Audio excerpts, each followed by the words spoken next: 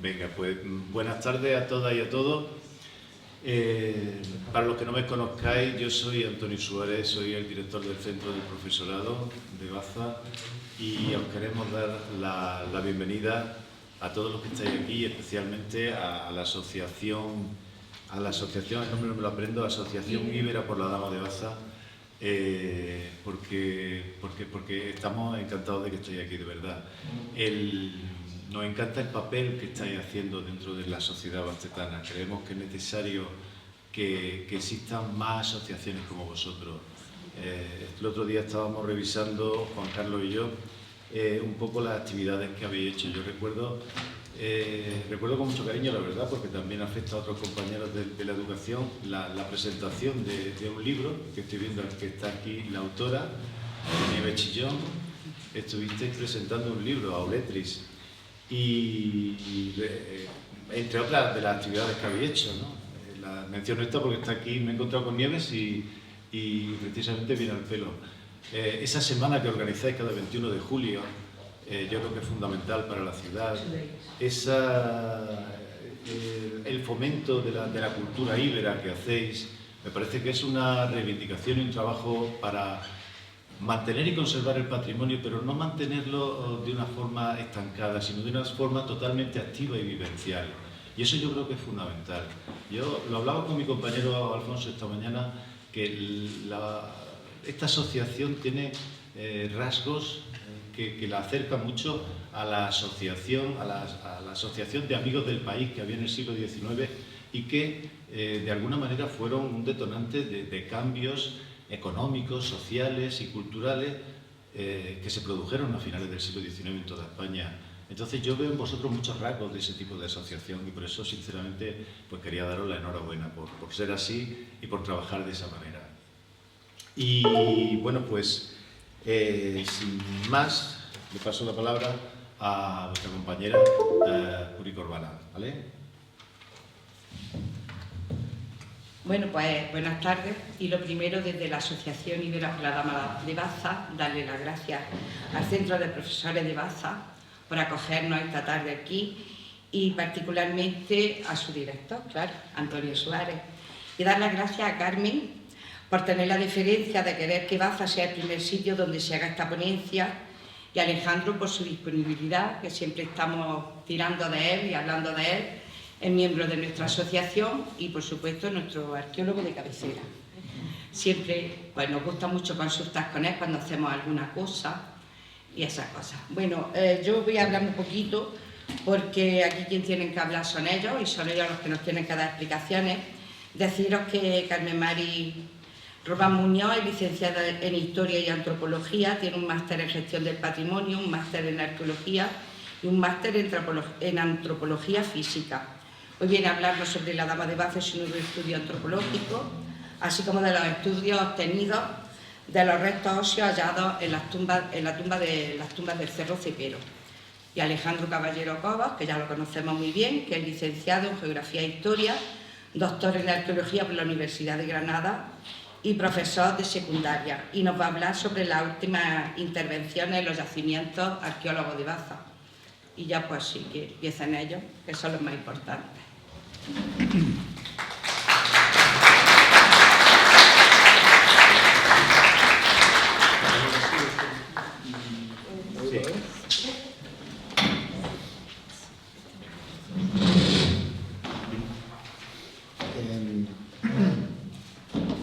Buenas tardes. Lo primero, bueno, agradecer a la asociación y al CEP el que se haya montado esta jornada, esta conferencia en tan poco tiempo, ¿no? Porque casi que había sido una semana como ha surgido la idea y se ha ejecutado, y la verdad es que da gusto que las cosas se piensen, se hagan y se ejecuten muy rápido, ¿no? Con lo cual demuestra que hay capacidad de gestión. También al CEP por alojarnos aquí, digamos, y por acoger la charla en este lugar, que la verdad es que está muy renovado y está muy cambiado de la última vez que lo vi. Bueno, voy a hablar yo primero un poco del contexto de las tumbas que ha analizado la compañera Mega y luego ya hablar específicamente de lo que ha podido obtener de los restos que había dentro de esas tumbas. Normalmente los que habéis estado conmigo en el yacimiento, ¿no? Los que habéis visto, pues lo que vemos normalmente son las grandes cámaras, ¿no? Esos espacios grandes que se puede entrar, que se acumulan muchos objetos, que hay múltiples difuntos enterrados en su interior, pero lo que vamos a ver hoy es fundamentalmente las tumbas de rango más pequeño, las que son simples fosas excavadas en el terreno y normalmente la cual, como lo vaya a ver, es prácticamente inexistente. ¿Quiénes son las personas que están enterradas en estos enterramientos? Pues evidentemente no deben de ser los personajes principales de la aristocracia íbera, porque no están en las cámaras, están normalmente fuera, en muchos casos en lugares periféricos del yacimiento y por tanto pues pensamos que deben de ser probablemente no los cabezas de familia, no los miembros más mayores, sino probablemente los más jóvenes y los que mueren a unas edades que hace que no los entierren dentro de las cámaras familiares.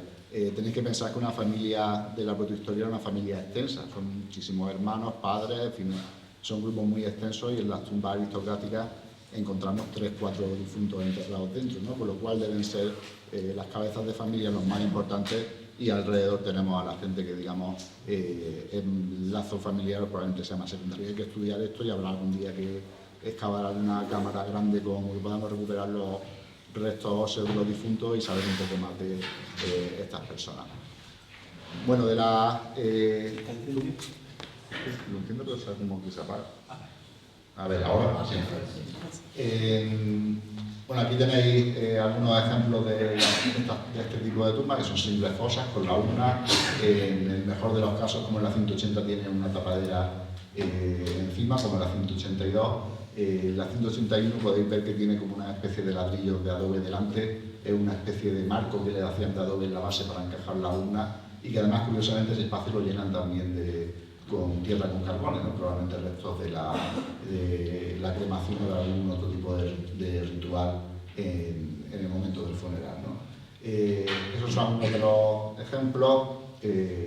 Otro más que es bastante curioso, que este está relacionado con la Dama de Baza, cuando excavamos la tumba en 2015, en el cual esa estructura que veis en la parte de abajo, pues, esa estructura que veis ahí, es probablemente una pira funeraria, un lugar donde se ha realizado muchísima combustión hasta el punto de que sus paredes se han vitrificado y pensamos que es el lugar donde se pueden quemar los cuerpos, ¿no? Pues en uno de sus laterales, al sur, no sé si veis la mano, ¿no?, del ratón, pues nos encontramos esto en el perfil, ¿no? Una urna seccionada por el perfil de las excavaciones antiguas y al excavarlo nos dimos cuenta que estaba depositada de forma lateral. No sé si observáis la torta geológico que tiene encima la urna, que sirve como tapadera y que... Tiene pilas de cartón. Es probable que se la haya... ¿Utilizo el otro? Se le ve la pila.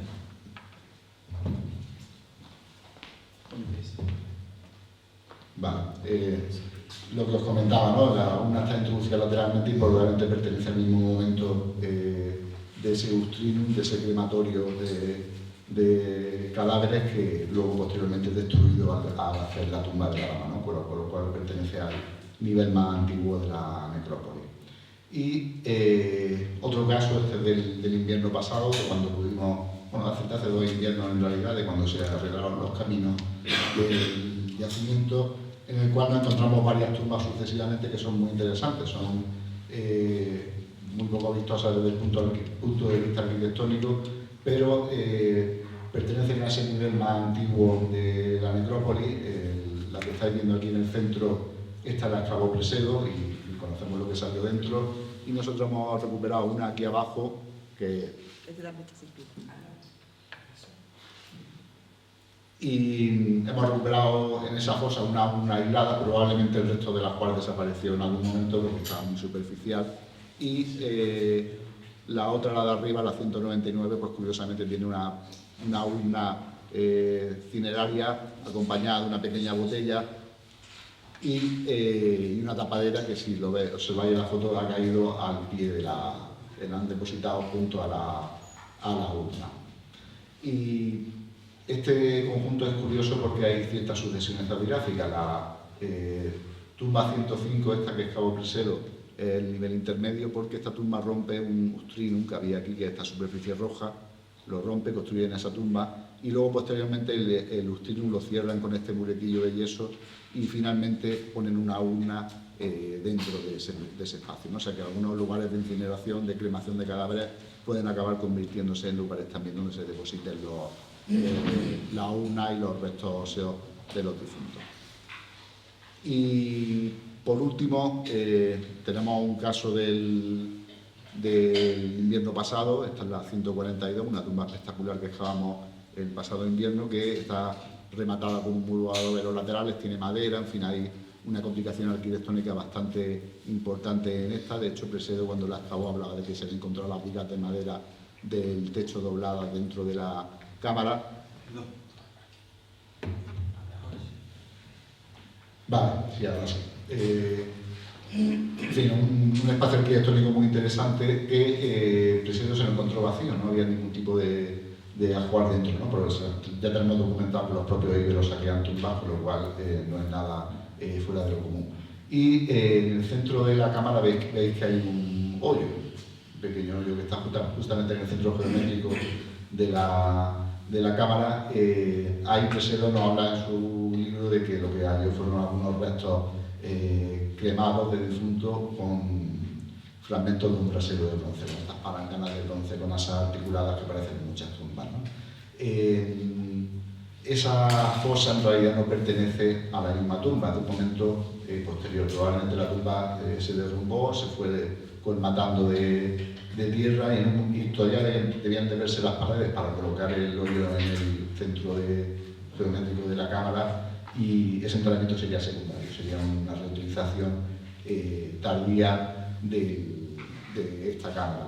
Y al excavarlo, pues, nos llevamos una pequeña sorpresa, y es que es el suelo de yeso al momento del primer limpieza, por eso se ve un poco oscuro, y ahí estáis viendo una alpargata. Es la suela de una alpargata de algunos de los obreros que trabajaron aquí entre el 67 y el 68 y el 71, probablemente el que vació la fosa con estos restos. Y claro, pues era la arqueología de esos años, ¿no? Recogieron los fragmentos de metal que parecían valiosos y justo al lado de la fosa dejaron toda la tierra con los huesos que habían extraído de la fosa, con lo cual nos viene muy bien porque podemos recuperarlo y así de esa forma me la puedo estudiar y sacar una información de ellos, ¿no? Entonces, esto es una pequeña curiosidad de la campaña del año pasado. Y bueno, pues esas son las estructuras que tenemos, no tenemos más. Me gustaría tener muchas más urnas y que creciera sobre todo la cantidad estadística para poder hacer análisis demográfico sobre esta población, pero todavía estamos lejos de eso, nos falta todavía algunos años más para reunir más evidencia.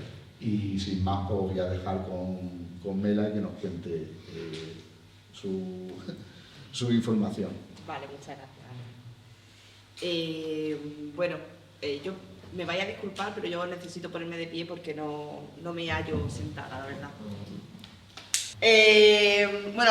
Ante todo quería dar las gracias a la asociación por todo lo que habéis organizado en nada.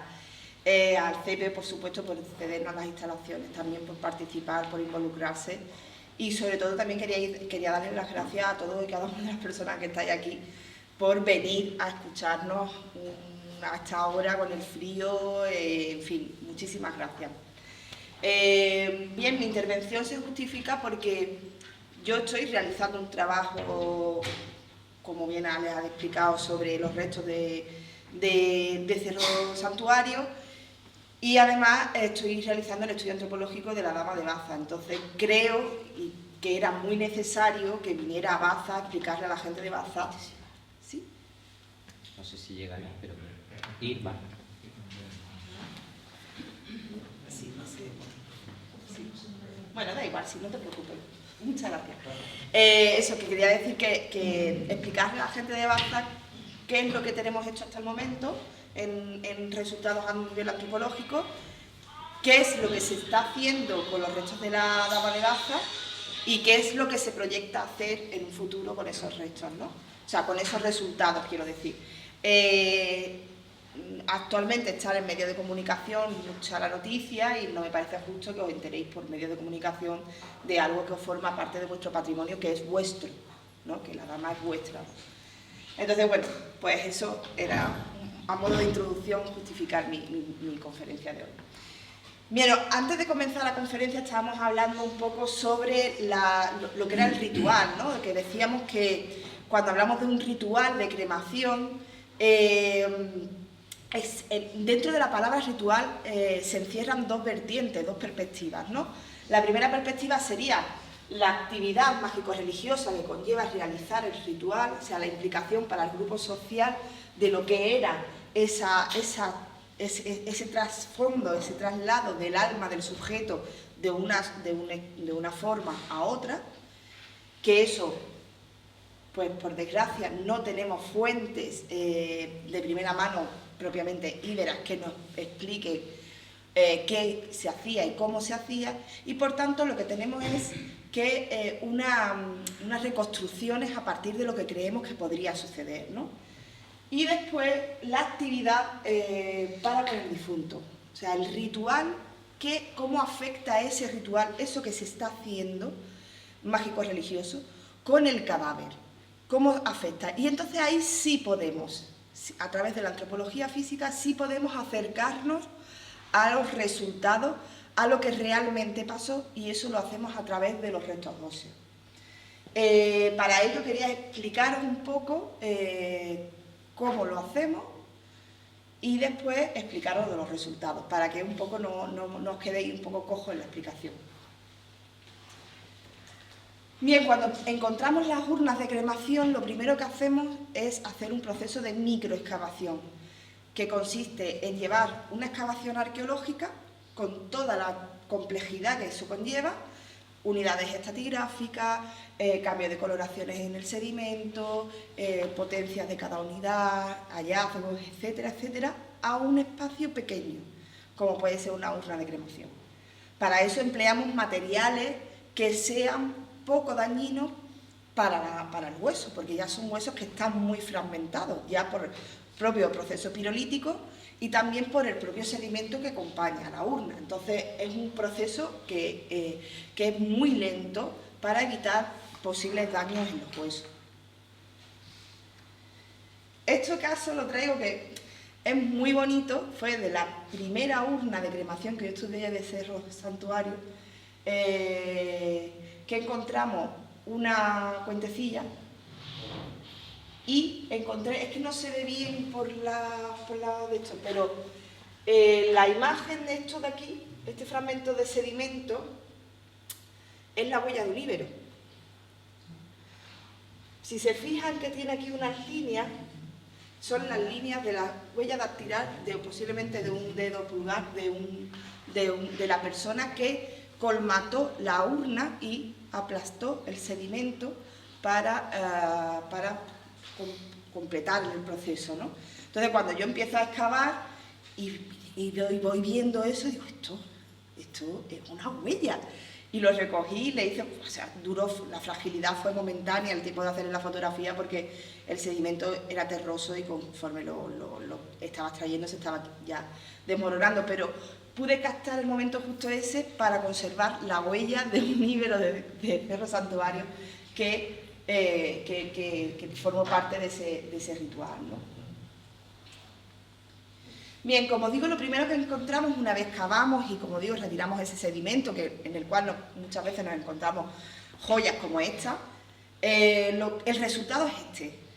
O sea, a mí cuando me regalan por Reyes un puzzle, yo tengo ganas de tirárselo a la cara a quien me lo regale. O sea, yo me puedo encontrar una cantidad de fragmentos de hueso que puede llegar a los 1000 fragmentos de diferentes tamaños que van desde los 10 centímetros, 10-12 centímetros, a fragmentos que van a los 3 milímetros, o sea, microfragmentos. Además de eso, tiene la complejidad de que tienen, si se fijan, tienen diferentes coloraciones, tienen coloraciones grisáceas, negruzcas, blancas. Eso, como veremos a continuación, depende un poco de la calidad de la combustión a la que ha estado sometido el hueso en la pira, con lo cual hay que separar esos fragmentos, además de, como ya veremos, por regiones anatómicas por coloración, para poder interpretar un poco cómo ha sido el comportamiento del cuerpo dentro de la pira durante el proceso pirolítico. Aquí traigo un ejemplo que a raíz de mi investigación de la tesis planteo, y es que, como ven, han visto en la diapositiva anterior, esto es el resultado de una urna de cremación en el cual puede pesar, porque todos los valores que damos aquí en cremaciones lo medimos en peso, el peso total del hueso recuperado puede oscilar entre los 600 gramos al kilo, como mucho, en muy pocas ocasiones. Cuando una cremación actual de una persona de 1,70 de alto aproximadamente, con 70 kilos aproximadamente, el resultado de una cremación contemporánea con hornos industriales contemporáneos es de 2 kilos de hueso. Aproximadamente lo que tienen en la imagen esta de aquí. ¿Vale? Ese sería el resultado final de una cremación de un horno contemporáneo. Después de eso pasa por un proceso de molienda del hueso para convertirlo en ceniza. Por eso es una incineración, no una cremación. Esto sería una cremación porque llega a un punto en el que el hueso todavía se conserva.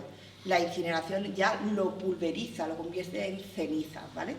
Entonces, yo, a partir de, ya digo, de mis investigaciones de mi tesis, he planteado una posible hipótesis de que yo no sé si hay familiares de aquí, de gente de los que estáis presentes, que se os ha muerto algún familiar y os han devuelto las cenizas del difunto. Normalmente no son 2 kilos de peso, dan menos de 2 kilos de peso. Y con lo que nosotros tenemos en las cremaciones no son tampoco 2 kilos de peso, son menos, son 600 gramos. Y lo que yo digo es, este caso que tenéis aquí, esto se llama el funeral bueno, es japonés, o sea, imagínense, Mitsu o algo así, Mitsu, sí. El ritual consiste en que los miembros de la familia se dividen entre grupos y una vez que se produce el proceso pirolítico, entran a la sala donde están los restos, antes de machacarlos, y recogen en una urna los fragmentos que ellos consideran más relevantes y se los guardan. Entra una familia, recoge los fragmentos, sale, entra otra parte de la familia, recoge los fragmentos, sale, así, hasta 3 individuos. De forma que si nosotros repartimos 200 gramos entre, 2 kilos entre, pongamos 3 familias, vienen a ser unos 600, 700 gramos, que es realmente lo que nos está llegando a nosotros en las cremaciones. Por tanto, ¿y si este ritual que tenemos en Oriente se pudiera haber dado también en la antigüedad y los restos que nosotros recuperamos de la urna de cremación no son solo todo lo que se produjo de la cremación, sino que sí es una parte del proceso y la otra parte bien fue retirada también por miembros de la familia y la depositaron en alguna parte, en algún río, o la machacaron y la tiraron al viento, o vete tú a saber lo que hicieron, ¿vale? Pero es una hipótesis que, oye, como estamos hablando, como hemos dicho en la primera diapositiva, de planteamientos en función de hipótesis, porque no hay nada escrito, oye, ¿por qué no nos podemos plantear esto también? Porque las cifras cuadran, ¿vale? Bueno, después de haber planteado esto, continúo con la metodología, que como digo es bastante compleja. Aquí tenemos una urna de cremación de Cerro Santuario. Lo primero que tenemos que hacer es, en el caso de ser posible, dividirlo por regiones anatómicas, ¿vale? Cada fragmento lo dividimos por regiones anatómicas, que son 9 regiones anatómicas. Serían los huesos largos, todo lo que son extremidades, superiores e inferiores, pernocráneo y cráneo, es decir, diferenciamos entre la zona de la cara y la zona del cráneo de la parte de atrás, costillas y vértebras, cintura pélvica, cintura escapular, tejido esponjoso, que serían pues lo que son pues, las epífisis de los huesos y tal, falanges y huesos no identificados, que casi siempre son la mayoría, porque oye, en magia tampoco lo podemos hacer, o sea, llegamos hasta donde llegamos. Eso en el caso de que se pueda hacer. Si se fijan, aquí pueden identificar fragmentos de hueso de cráneo, aquí pueden ver cómo son costillas, estos son más grandecitos, son huesos largos, estos son huesos no identificados, es decir, vamos haciendo un proceso de criba y hasta que terminamos de identificar esas regiones anatómicas. Eso en el caso de ser posible. Hay culturas en las que no podemos realizarlo, por ejemplo, esta es una cremación romana, en la cual, además, si se fijan, este es el producto de la cremación, no llega ni siquiera a los 15 gramos de hueso, porque una de las tendencias de las cremaciones romanas era la parte por el todo, o sea, para ellos no daban valor al cuerpo cremado y conservado, sino ellos lo que daban valor era al acto en sí, cogían una parte representativa y era lo que enterraban y el resto lo desechaban, ¿vale? Para poder hacer esa identificación de regiones anatómicas, pues obviamente tenemos que tener un conocimiento de anatomía bastante profundo, pero aparte de eso contamos con lo que se llaman reglas de fragmentación y sirven para, en función de la forma en la que se fragmenta el hueso, podemos identificar a qué hueso pertenecía. Por ejemplo, si se fijan en los huesos largos, tienden a romperse en lo que nosotros llamamos en forma de uña, porque son formas semicirculares o de onda. En cambio, por ejemplo, la fragmentación en lo que es en las escápulas son como si fueran fragmentos de cuadraditos, como un puzzle perfectamente, ¿no? Entonces, bueno, eso nos sirve, o en las pelvis también sucede lo mismo, eso nos sirve para identificar un hueso de otro. A continuación, una vez que ya digo, hemos separado por regiones anatómicas y a su vez dentro de cada región anatómica hemos separado por la coloración que presentan, identificamos cómo ha sido esa cremación, qué grado de temperatura ha tenido. Y para eso nos servimos de tablas ya preestablecidas a partir de estudios contemporáneos, en las que bueno, podemos ver el grado colométrico que alcanza el hueso en función al color que tiene. Normalmente el blanco es el más normal, pero muchas veces el interior tiene un color negruzco, como lo podéis ver muchas veces, como el hueso por fuera es blanco, pero por dentro tiene un color diferente, y eso es por la materia orgánica que se mantenía dentro del hueso y que ha tardado más en producirse la cremación. Me podría extender muchísimo, porque además que me encanta, sobre el proceso de cremación y por qué se fragmenta tanto, porque muchos me decís, bueno, y si yo echo una madera, un leño al fuego, no se rompe en mil pedazos, sino que se fragmenta pues de forma en ondas o se fragmenta en lajas, ¿no? Pero al final de la cremación del hueso, por ejemplo, en una chimenea, de la leña, tú sigues viendo el tronco, aunque ya esté totalmente roto, pero sigue estando el tronco ahí. Pues eso podría suceder también con los cadáveres. Yo les explico que los huesos, por dentro, contienen líquido. No solamente el hueso, todo nuestro cuerpo contiene líquido. Entonces, si por ejemplo, un diente, que por dentro sabemos que de la corona tiene la raíz, y la raíz tiene el nervio, y el nervio tiene sangre, y al mismo tiempo tiene líquido, cuando ese líquido entra en combustión, hace efecto olla express. O sea, esa pieza dental está totalmente cerrada. Cuando la parte de abajo entra en calor constante, produce vapor, y ese vapor, al no tener una zona de salida, lo que hace es hacer estallar la corona del diente. Pues eso sucede en todas las partes del cuerpo, incluido el cráneo, y por eso muchas veces en algunas culturas lo que hacían era trepanar el cráneo para evitar ese momento o explosión, e incluso también cortaban los tendones, porque cuando se quema lo que son las zonas de colágeno de las zonas de los tendones y de las zonas musculares, el hueso se contrae, y era algo muy habitual el ver cómo se incorporaban los muertos en la propia pira y obviamente al no ser nada agradable, pues lo que hacían era cortar en las zonas de inserciones musculares para evitar esos levantamientos de cadáveres, ¿no? Entonces, todo eso lo que hace es que, si vemos que el cuerpo no ha sufrido tanta fragmentación, podernos plantear el hecho de que ha habido una intervención previa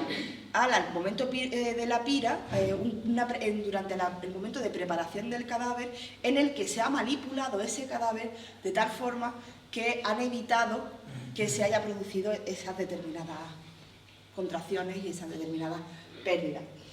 Otro aspecto que también nos sirve para identificar, y esto ya lo hablaremos un poquito más en adelante, la calidad de la combustión de la pira, es el hecho de que todas las piezas de huesos tengan la misma coloración o el mismo grado aproximado de, por ejemplo, gris y blanco.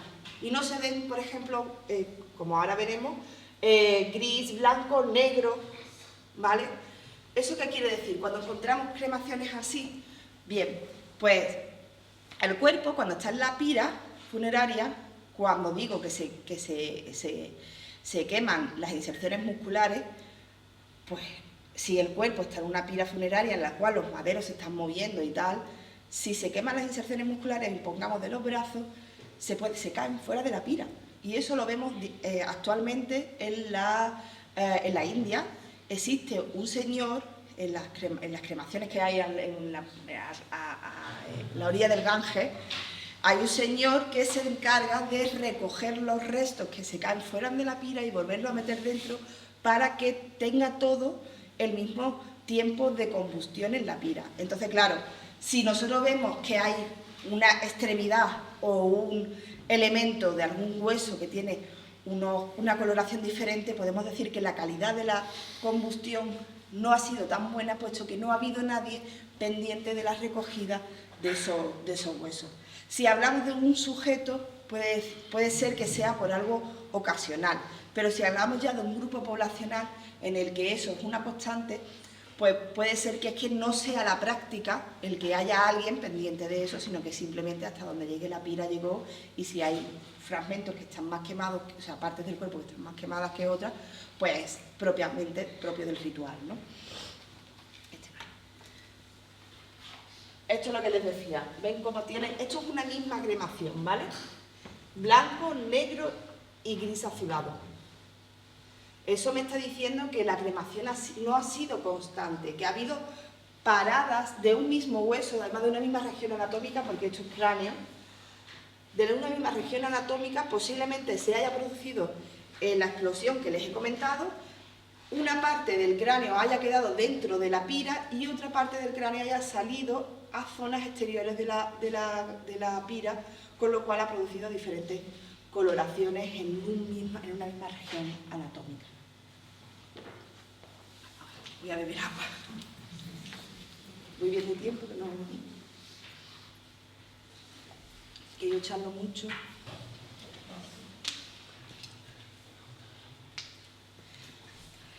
Bien, ¿qué resultados hemos obtenido de Cerro Santuario respecto a las tumbas que ha explicado mi compañero Alex?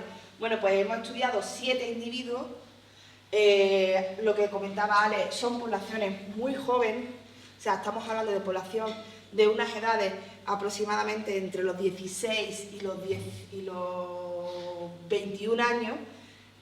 Solamente hay un caso de un adulto en torno a unos 40 años y el resto infantiles. De hecho, tenemos enterramientos dobles de un adulto con infantil.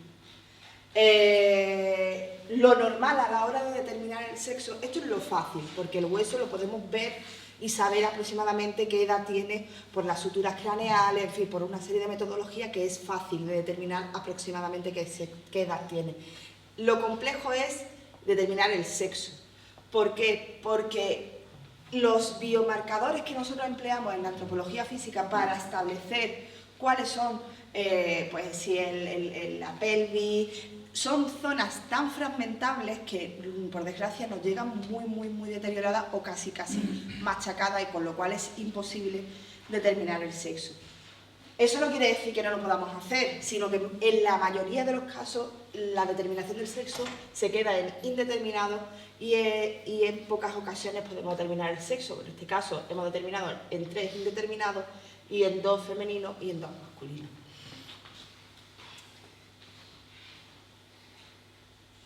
Estos cuadros son los que les comentaban de la calidad de la combustión y la calidad de la recogida. Aquí lo que medimos son valores por peso de las regiones anatómicas de cada una de las tumbas, los valores por peso y su peso total. Este es el peso de la 142, tiene 395 gramos, en cambio de la 182 casi 1 kilo de hueso. O sea, hay una oscilación de recogida bastante importante. En cambio, aquí, por ejemplo, pues, miramos lo que es la calidad de la combustión en aspectos más macroscópicos, es decir, si es buena, media o mala, y eso lo medimos en función del grado de, como digo, de que cuánto hay de cada coloración en cada región anatómica, y la calidad de la recogida, si ha sido buena o mala. ¿En qué parámetros nos basamos para decir que la calidad de la recogida ha sido buena? Nos basamos en que al menos de los 9 parámetros de las regiones anatómicas establecidos, al menos tengan 6, y 6 con cantidades representativas. Y además de eso, sí existen recogidas de pequeños fragmentos. Por ejemplo, el caso que he comentado del enterramiento doble, que es un enterramiento posiblemente simultáneo, puesto que los 2 sujetos, el adulto y el infantil, tienen el mismo grado de coloración, de cremación, o sea, un color blanco, uniforme, por tanto se cremaron juntos, no hubo una diferencia de temperatura, y estaban los huesos totalmente mezclados, con lo cual no había no fue un enterramiento adulto y posteriormente echaron los huesos del infantil, sino que fueron todo de forma compacta. Y el hecho de recoger pequeños fragmentos infantiles, que ya digo, si ya los de adultos se fragmentan en huesos bastante pequeños, imagínense huesos de un bebé, se fragmentan en microhuesos. Pues el hecho de poder recoger esos fragmentitos de hueso indica que al grupo social que se dedica, o a la persona encargada que se dedica de recoger esos fragmentos, le han pagado muy bien, o es una persona importante para el grupo social hasta tal punto que no quieren que se quede nada en la pira de lo que, bueno, pues se pueda quedar, ¿no? Entonces, por eso valoramos que es una calidad de la recogida buena. Aquí lo puede. Bien. Eso en cuanto a los resultados que tenemos a nivel antropológico y sobre el propio ritual de la cremación, de la evidencia de los restos óseos en el ritual de la cremación del Cerro Santuario. Pero ¿qué nuevos horizontes de investigaciones estamos realizando con estos restos y con los restos de la dama? Bueno, pues inicialmente con los de Cerro Santuario estamos, bueno, y todo esto es gracias también a la colaboración de la Fundación Caja Rural de Granada y del Instituto Andaluz de Ciencias de la Tierra, estamos realizando muestras de algo que a las cremaciones podríamos decir que somos innovadores. Innovadores, entiéndanme, no es que no se haga esto nunca, se hace, lo que pasa es que por falta de poder económico, por falta de desidia en muchos casos, no se ha hecho. Entonces nosotros nos hemos embarcado y hemos dicho, oye, ¿por qué no? Y es el estudio de los isótopos estables de las cremaciones. Normalmente los estudios de isótopos estables se realizan a las inhumaciones porque conservan aún el colágeno. Pero nosotros tenemos cremaciones y las cremaciones, claro, el colágeno se degrada con el fuego, con el momento pirolítico. Entonces, lo normal pensar es que no nos iba a quedar. Pero hay un momento, a partir de los 600 grados, en el que la cremación ha acabado con todo lo orgánico que hay y se produce una cristalización de la materia del carbono. ¿vale? Del carbono que tenemos, de los isótopos de carbono que tenemos en nuestro organismo. Esa materialización, esos cristales, que se llaman biopatitas, es lo que podemos estudiar. Y a partir de eso podemos estudiar la paleodieta de esa población. Es decir, podemos ver qué plantas comían, qué carne comían, y no solamente eso, sino que también podemos extrapolarlo ya a niveles de comercio, porque si nos salen plantas y elementos de carne que no es propio de la zona, pues también, oye, eso nos está hablando del comercio que podría tener Baza con otras poblaciones. Bien, eso, como digo, se está realizando en los laboratorios del Instituto Andaluz de Ciencias de la Tierra y lo estamos realizando con los individuos de Cerro Santuario. Aún no se está realizando con los restos de la Dama de Baza, obviamente, porque es una técnica destructiva y no se nos permite acceder a cantidad de huesos para poder realizar esa prueba, ¿no? La hipótesis de trabajo con la que planteamos un estudio hacia el ritual de la Dama de Baza es, bueno, tenemos los datos de Cerro Santuario, tenemos los datos de las tumbas, que dicen que el peso mayoritario de los huesos a los que mayor importancia le dan a la hora de recoger los huesos en Cerro Santuario son los huesos largos y los cráneos. Y que hay un porcentaje medio de huesos pequeños como las falanges, ¿vale? Con lo cual, oye, hay una calidad de recogida buena. La calidad de la combustión es bastante buena, 57%, pero no en todas. O sea, son calidad de combustión buena, pero como hemos visto, hay pequeños momentos en los que la calidad es variada, ¿no? Hay regiones anatómicas en las que no es blanca todo, sino que hay coloraciones grisáceas y hay coloraciones azuladas, entonces gris azulado. Entonces no es una calidad de combustión 100% buena. Y en cambio la calidad de la recogida podemos decir que sí que es buena, hay una dedicación a la calidad de la recogida de casi todos los restos de los huesos, ¿no? Entonces la hipótesis es, ¿había diferencia entre la calidad de la recogida de los individuos enterrados fuera y los restos de la Dama de Baza? Porque eso no se había estudiado hasta el momento. Y otra hipótesis, diferencia entre la calidad de la combustión. ¿Era mejor la calidad de la combustión de la Dama de Baza que la de los individuos que estaban enterrados fuera? Pues les aventuro, les digo que sí. La calidad de la combustión de la Dama es muy superior a la calidad de la combustión del resto de individuos. Totalmente blanco. No hay ni un hueso grisáceo, ni negruzco, nada. Blanco, totalmente. Eso nos está diciendo que el proceso de cremación duró de forma constante, que estuvieron pendientes, como les he explicado antes, de que no hubiera ningún fragmento que se cayera fuera de la pira, que todos los fragmentos quedaran dentro, y que cogieron fragmentos de todas las regiones anatómicas y de pequeños fragmentos muy, muy pequeños. Entonces, digo muy, muy pequeños de 3 milímetros y un grosor de 0,5 milímetros, o sea, muy, muy pequeño. O sea, estamos hablando de una ritual bastante importante respecto al resto de individuos. ¿Y qué otras propuestas de investigación tenemos? Bien, bueno, vosotros y vosotras, un momentillo de beber agua.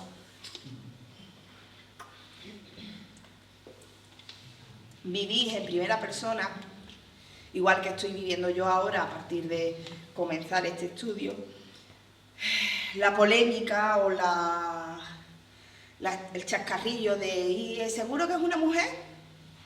Es que decir que es una mujer por un dedo, porque a partir de esta falange de aquí es por la que se determina el profesor Gonzalo Trancho de la Universidad Autónoma de Madrid que se trata de una mujer. Entonces, sí, o sea, mi trabajo, yo no quiero decir es un hombre o es un no. Yo lo que quiero es decir qué es. Fin aquí vamos a ir a la evidencia. ¿Y la evidencia cuáles son? Los huesos. Los huesos hablan, como dice mi mentor en antropología física, el profesor Botella. Los huesos hablan, lo que pasa es que hay que saber escucharlos. ¿vale? Entonces vamos a la evidencia. ¿Y cuál es la evidencia que tenemos nosotros ahora mismo? Pues tenemos una serie de huesos que son biomarcadores.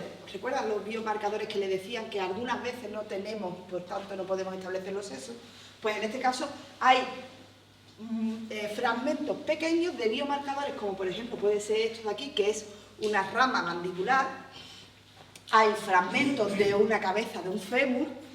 Es decir, hay varios fragmentos, pero fragmentos, ojo, no son huesos enteros. Con lo cual, teniendo ese pequeño fragmento, entiendo que mis compañeros anteriores, los investigadores, las investigaciones anteriores, no se aventuraran a decir un sexo en función de esos fragmentos.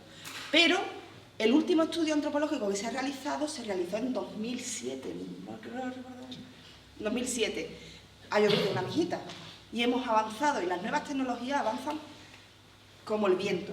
¿Y qué es lo que queremos hacer? Pues queremos hacer una reconstrucción a partir del fragmento que vamos a hacer una fotogrametría del hueso que consistirá en hacer un modelo 3D del fragmento y a partir de eso reconstruir el hueso. Eso ya se está haciendo en otras universidades y en otras zonas de España. Por ejemplo, imagínense, este es el hueso original y esto es lo que han reconstruido, ¿vale? De forma que con esto ya es una clavícula entera, medible, estudiable y poder determinar si se trata, a partir de la clavícula, de un hombre o de una mujer. Pues eso es lo que queremos hacer nosotros con los restos que hemos encontrado de la Dama de Baza en el estudio, en la revisión de los materiales de la Dama. Coger esos pequeños fragmentos de biomarcadores y poder hacer una reconstrucción en 3D que podamos medir y poder comparar con parámetros establecidos de ese mismo hueso en hombres, mujeres, y no solamente de quedarnos ahí, en decir, bueno, pues este hueso puede ser de hombre, puede ser de mujer, sino que además queremos compararlo con huesos de hombres y de mujeres que tengan patología, porque a lo mejor está deformado por algún tipo de patología, ¿sabes? Siempre va a haber alguien que te va a decir, sí, pero ¿y si tiene una patología? Vamos a compararlo también con huesos que tengan patología, para ver ya con certeza más científica y más actual qué sexo tiene la dama. Y ya está. Y finalmente, de nuevo, agradecer y dar las gracias a todos por vuestra atención y cualquier duda, consulta y demás, aquí estoy. Muchas gracias.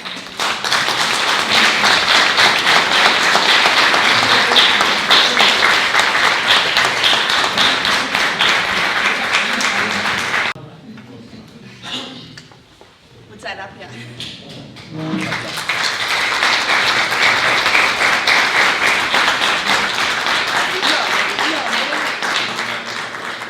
Bueno, si...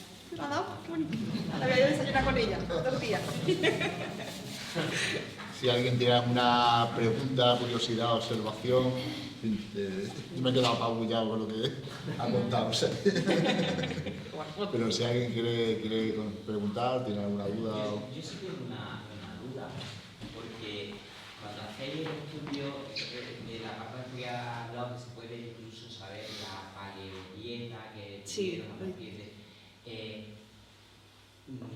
¿No es posible que a lo mejor el propio madero que se echaban a la combustión, que alguno, que no deja de ser madera, de alguna forma, hablo desde el más absoluto desconocimiento, haya contaminado ese hueso y por eso estamos teniendo una información susceptible de ser subjetiva? Vamos, yo te diría que prácticamente no, porque usamos varias muestras de diferentes regiones anatómicas. Entonces, si la contaminación estuviera en una región anatómica, pues lo veríamos. Pero al estar en varias, o sea, si está en varias regiones anatómicas, un mismo madero contaminara o el humo o la madera o la combustión, se daría también en todas las regiones, en todas las quemaciones. Y en este caso hemos observado que no, no en este caso porque todavía no tenemos, por desgracia, resultados de los procesos isotópicos de Cerro Santuario. Pero sí que en otras cremaciones, en otros estudios, sí hemos podido ver que funciona, que es algo que es cristalizado, no es biológico. La madera sí quedaría biológica.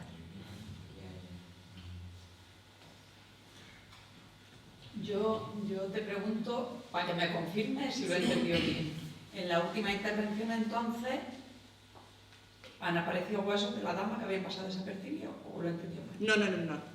De hecho, esa imagen que yo he puesto ahí, que marco con eso, No es actual, ¿no? No, esa imagen la he usado precisamente por lo mismo, para que esa es de la publicación de Gonzalo Trancho del libro Las 50 miradas de la dama.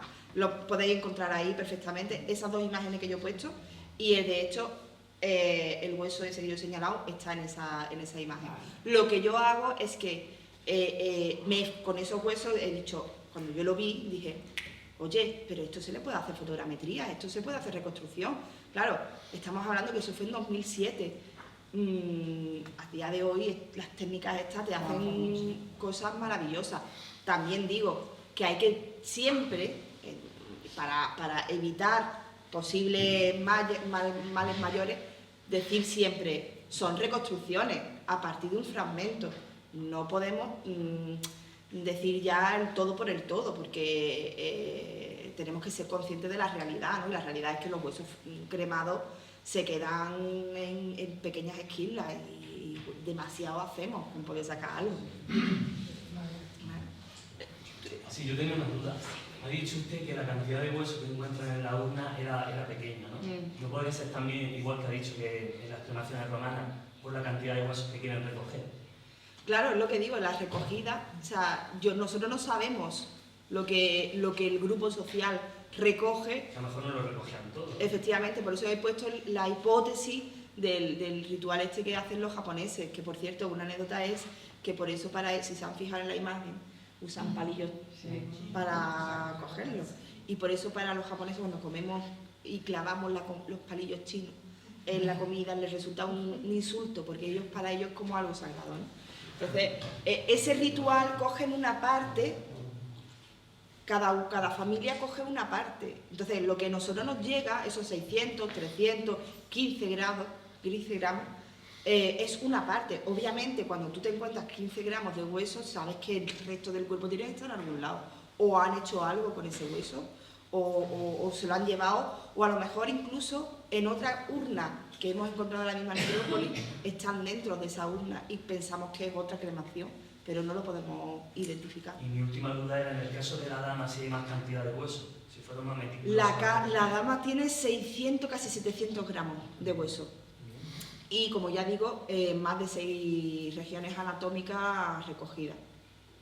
O sea que hubo una calidad de recogida bastante importante. Y aparte huesos muy pequeños, muy pequeños. Eso daría lugar más a pensar que realmente lo que se tuvo que hacer ahí era una cribar.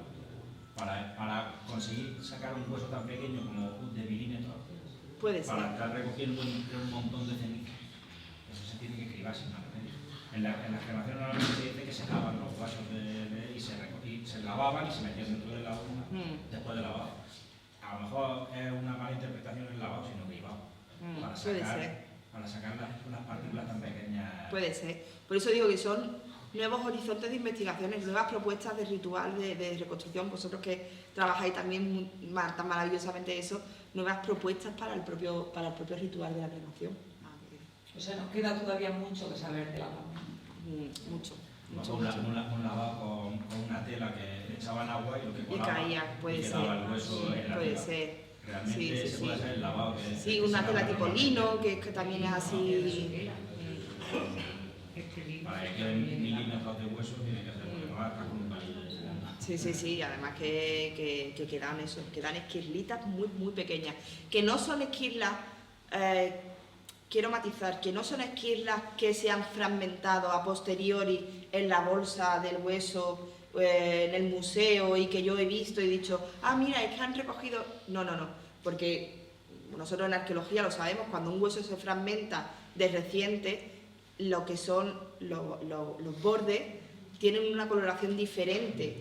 No, estos tienen fragmentación, o sea, la coloración del borde es la misma que el resto del hueso, con lo cual se ha fragmentado durante el proceso de cremación, ¿vale? No tiene una coloración diferente. ¿Vale? ¿Cómo se conservan los huesos? Esos pedacitos de huesos, ¿cómo los tenéis que conservar? Pues en el mar, la verdad es que en el Museo Arqueológico Nacional es como entraras en otro planeta, no te voy a decir en otro mundo, en otro planeta. Y lo tienen conservado bastante bien, en bolsas individualizadas. De hecho, yo en este estudio, en esta revisión de materiales, he analizado 2 bolsas que los anteriores investigadores habían contemplado como esa región anatómica que yo he puesto ahí como huesos no determinados, es decir, huesos que no se saben cuáles son, pero que yo, bueno, pues le eché un poquito de paciencia, me dediqué un ratillo más, identifiqué otras regiones anatómicas, identifiqué otros huesos y tal, y individualicé esas bolsas y guardé con las metodologías que ellos usan, ¿vale? Unas bolsas individualizadas con papel de burbuja y unas cajas especializadas. ¿Está a una temperatura? Pues cuando a mí me lo sacaron en el almacén estaba a una temperatura constante. O sea, los huesos realmente, si fueran huesos, por ejemplo, de inhumaciones, sí deben de tener una temperatura constante por tema de fúngico, de hongo, proliferación bacteriana, etc. Pero al ser cremaciones que no queda resto nada en el hueso es tan poroso, o sea, ha perdido la porosidad, perdón, ahí no sucede nada si no tiene una temperatura. Tampoco lo vamos a meter otra vez en un horno. En el sentido de lo que ya hablábamos antes, ¿no? De que 2 kilos y que lo encontramos mucho menos dentro de la urna, en las necrópolis no solo hay tumbas, hay fosas a veces llenas de restos de cremaciones que suponemos que son la limpieza de las piras periódica, y lo que se hace un hoyo, se entierra ahí, y estos hoyos además se cierran de una manera, digamos, ritualizada, ¿no? Se le echa una capa de arcilla, se ponen adobe encima, en otro sitio echan piedra para, digamos, dejarlo sellado y que eso no salga de ahí, ¿no? Y esas estructuras también existen dentro de la necrópolis ibérica. Sí. Es una pregunta para ti. ¿Para mí o para Ale? Que no te veo. Para mí. Vale. ¿Se tiene previsto hacer algún tipo de intervención en la necrópolis de Cerro Largo? Por ahora no, yo ni me lo planteo. Sí. Yo es que casi no puedo con Cerro del Santuario, pues Cerro Largo ya otro, pues es complicado. Yo además en mi horizonte profesional me lo planteo de Cerro del Santuario, Cerro Largo ya para generaciones futuras. Tú piensas que llevamos con la necrópolis, llevamos aquí en Baza desde finales de los 2000, pero la necrópolis hemos hecho 2 medias campañas, 2013, 2015, y este año la primera que hemos hecho exclusiva solo sobre la necrópolis. Y han pasado 8 años entre la primera y entre la segunda y la tercera, ¿no? Entonces, a este ritmo, evidentemente, tendré suerte si acabo Cerro del Santuario. De todas formas... Cerro Largo es muchísimo más grande. Sí, es mucho más grande y probablemente más complejo porque hay fases romanas y emirales conservadas allí que se vieron. Es propiedad particular, ¿no? Que yo sepa, sí. Hay mucha gente que me dice que hay una parte que es del ayuntamiento, pero yo creo que no, que sigue siendo particular al completo. Sí, ahí está, hay que dejar también algo para los arqueólogos del futuro. Igual que nosotros estamos disfrutando ahora de cierta revolución de técnicas, los dentro de 100 años probablemente tengan unas técnicas que nosotros ni nos imaginamos hoy en día. Y en Cerro del Santuario sí que es verdad que me gustaría, pues, si hay suerte, a lo mejor excavamos el año que viene, si se consigue terminar la cubierta de la lama y que se meta la juar, que por fin está ya la subvención de Diputación, pues en ese momento haremos otra, porque es la condición que pone la Delegación de Cultura para que sigamos excavando, que se arregle lo de la tumba de la lama y que se complete. ¿Técnicas de georradar no se puede...? Hemos hecho georradar el año pasado. Tenemos unos datos muy prometedores para la parte que falta sin excavar de yacimiento. En fin, la geofísica hay que cogerlas con pinzas porque luego tú vas pensando en una cosa y es otra, ¿no? Pero diferencias se ven agujeros, se ven estructuras cuadradas. En la próxima campaña probablemente excavemos algún trozo con huevo para comprobar la fiabilidad del georradar. Alejandro, el cerro cepero ya está terminado de excavar y además yo lo he visto cuando estaba destapado. Eso a lo mejor no tiene que preguntarte, serán los políticos que son los dueños de la paz. Bueno, ¿había manera de sacarlo eso que se vea? Es lo que te digo, son muchos yacimientos y no da abasto.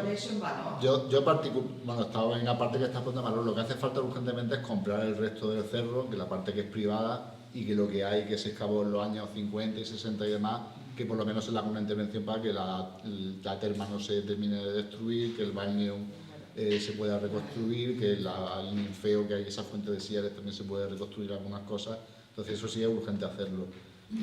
Las excavaciones en Cerro Cepero, pues yo particularmente, a mí para lo que me formé es para excavar ciudades. Yo esto de la necrópolis no me gustaba cuando era joven y he acabado en el mundo de los muertos, ¿no? Entonces a mí personalmente Cerro Cepero me interesa mucho, pero entiendo que hay que exprimir más Cerro del Santuario porque además es que nos puede dar resultados, espero que algún día espectaculares, pues que nos vuelva a poner en el candelero, ¿no? Entonces, pues evidentemente en algún momento saldrá alguna tumba de cámara más o menos bien conservada con un ajuar bueno y ya si saliera otra estatua que debe de haber más, pues sería la bomba, ¿no? Pero tampoco quiero ser tan optimista y pensar por lo menos en una tumba de cámara grande bien conservada con un ajuar decente, ¿no? Y que permita hacer este tipo de estudios sobre la gente que se entierra en las cámaras aristocráticas, ¿no? Que también tienen su interés. Y ya os digo, yo por mí excavaría todo, pero sé que hay un límite tanto de dinero como del esfuerzo que puede poner uno. De cualquier modo, el Cerro Cepero, al ser una ciudad ibero-romana, llegaría hasta la zona romana, luego para seguir excavando para llegar a la zona ibero. Sí, hombre, la etapa ibera, pues ya sería más complicado, ¿no? Hay una cosa... Bueno, tienes que romper el lado romano para llegar más... Sí, la verdad es que era más nuestra decepción con Cerro Cepero cuando empezamos a excavarlo es que la última fase más importante es la visigoda, ¿no? Y es la espectacular. Pero tenemos suerte y en la terraza superior del foro, allí tenemos varias casas ibéricas del siglo I a.C., pero siguen viviendo prácticamente como los íberos. Y esa sí me gustaría algún día sacar las protecciones y excavar esas casas, porque no conocemos casas de esa época en Andalucía Oriental y sería interesante desde el punto de vista de la investigación y de la arqueología, ¿no? Y además se integraría dentro de lo que está ya musealizado. Sí, un nivel dentro de la casa. Sería el primero que no salen dentro de las casas. La tumba de la Dama, la musealización, ¿en qué estado está? Pues Diputación ha dado la autorización provisional para que se haga el ajuar y hoy precisamente me han llamado para ir con el constructor para ir a ver el tema del cambio de la cubierta y demás. Así que a ver si la cosa avanza, pues lo mismo se termina este invierno, primavera y en verano pudiéramos solicitar algo para hacer otra intervención en el Cerro del Santuario. Carmen, una pregunta. Se ha dicho mucho sobre la dama, sobre qué personaje era, sobre sacerdotisa, en fin, la hipótesis del guerrero, en fin. Desde tu perspectiva, desde el análisis que ha hecho de la antropología física, ¿qué puedes especular, aventurar? ¿Quién era la dama? ¿Quién era el personaje? Yo es que especular, o sea, yo soy muy pragmática, yo me baso en lo que hay. Lo que hay son unos huesos de una persona que, como digo, tenía que tener algún poder social dentro del grupo colectivo, porque tenía una cremación diferente al resto. Hasta actualmente se piensa que es una mujer en función de los estudios realizados. Vamos a afianzar ese estudio y ver las nuevas perspectivas que hay. Pero hasta el momento, en función de lo que yo he visto, es que al menos era una persona con bastante poder dentro del grupo social. O sea, a nivel de diferencia espiritual. En función de la evidencia. Yo ya especulaciones no. Una pregunta, yo soy soñadora. Con el avance de la IA, ¿crees que sería posible llegar alguna vez a una reconstrucción física o recreada con los huesos que hay? No, porque concretamente de esternocráneo, que es la zona de la cara, no hay apenas. Hay algunos fragmentos de cuenca orbital, pero vamos, esto es soñar. Quiero decir, ¿quién iba a decir hace 20 años, cuando hicieron el estudio antropológico de la dama, que a día de hoy con un fragmento se puede hacer una reconstrucción de un modelo 3D y tal? O sea, eso era imaginable, ciencia ficción. Quién sabe, a día de hoy pues, se puede hacer perfectamente. O sea, quiero decir, se puede soñar en ese tipo de cosas, pero a día de hoy es imposible. Con lo que hay. Si hubiera más, sí. Si hubiera más... obviamente también, ojo, también hay que pensar que el hueso, cuando se deshidrata en el proceso pirolítico, se tiende a deformar en al menos un 16% de su morfología original, con lo cual también esos parámetros a la hora de hacer una reconstrucción, ya sea del modelo 3D que queremos hacer y tal, hay que contemplarlo, O sea, hay que contemplar todo el cambio morfológico del hueso, claro.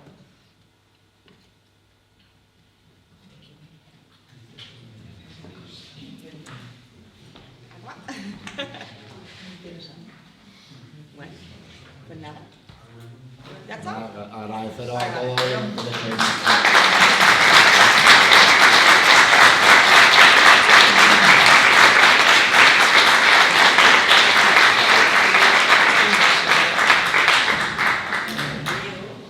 Sí.